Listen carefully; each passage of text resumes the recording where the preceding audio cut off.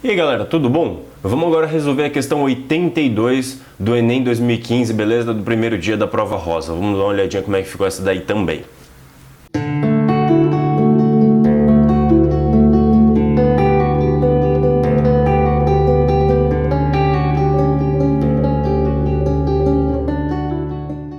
E a questão fala o seguinte: as altas temperaturas de combustão e o atrito entre suas peças móveis são alguns dos fatores que provocam o aquecimento dos motores a combustão interna.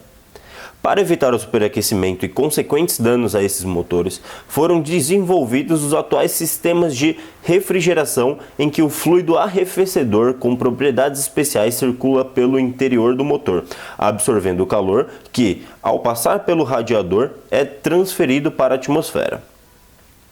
Qual propriedade o fluido arrefecedor deve possuir para cumprir o seu objetivo com maior eficiência?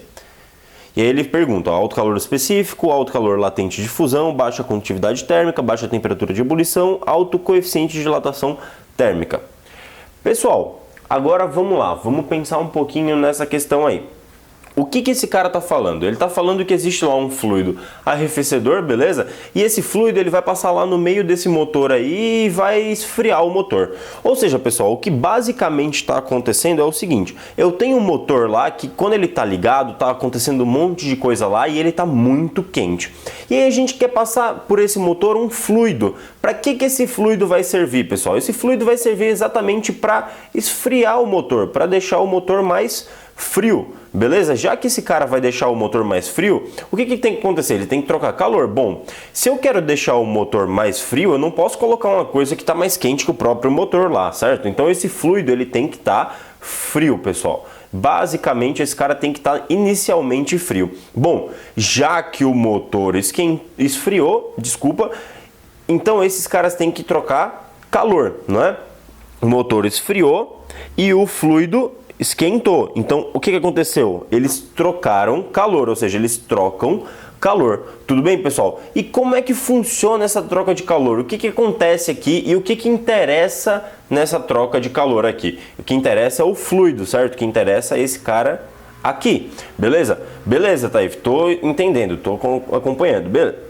Então, esse fluido, o que vai acontecer? Primeiro ele estava mais frio, depois ele ficou mais quente, pessoal. Beleza, ele ficou mais quente, mas como é que ele faz para ficar mais quente, pessoal? Bom, já que é uma troca de calor, se esse cara tá frio e ele precisa ficar quente, ele precisa ganhar mais calor, certo? Ele precisa receber uma certa quantidade de calor, que é exatamente essa quantidade de calor que vem do motor, beleza, pessoal? Tranquilo, Taif, estou acompanhando. E aí, o que vai acontecer? Bom, já que ele precisa receber essa quantidade de calor, o que vai acontecer? Imagina que esse calor aqui é o calor do fluido, tudo bem? É um calor que o fluido recebe toda vez que acontece um processo desse tipo.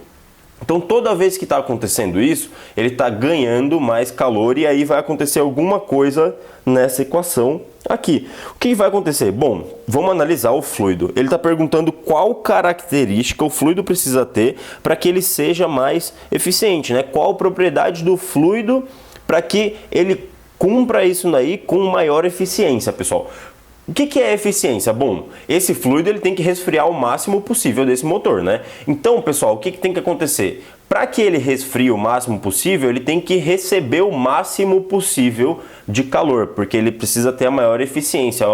Taif, então ele precisa receber muito calor, né? Exatamente. Então ele recebe muito calor, pessoal. Só que imagina o seguinte: a gente está considerando a massa do fluido constante. A massa que passa lá no motor é sempre a mesma, né? É um sistema fechado, esse fluido está sempre passando lá, circulando naquele negócio. Então a massa é sempre a mesma. A variação de temperatura, a gente espera que seja sempre a mesma. Bom, quanto mais eficiente esse fluido for, mais variação de temperatura ele vai aguentar. Será mesmo? Bom, depende, tá? Esse cara tem um ponto de fusão e um ponto de ebulição. A gente não quer que ele chegue nesses limites. A gente quer que esse fluido opere sempre nesse meio aí. Tudo bem? Então, já que ele vai operar nesse meio, o que vai acontecer? Essa variação de temperatura a gente pode considerar como sendo constante.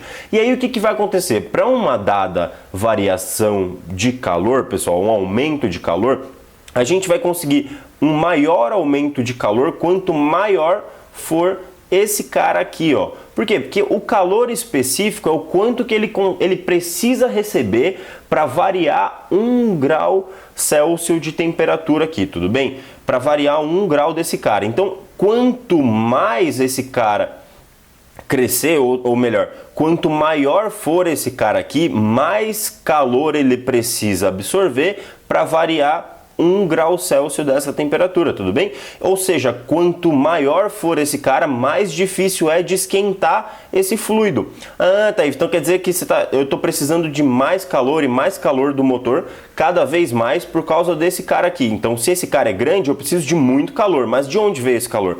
Veio do motor, né, Taif? Ah, então quanto mais calor o motor der, mais frio ele vai ficar.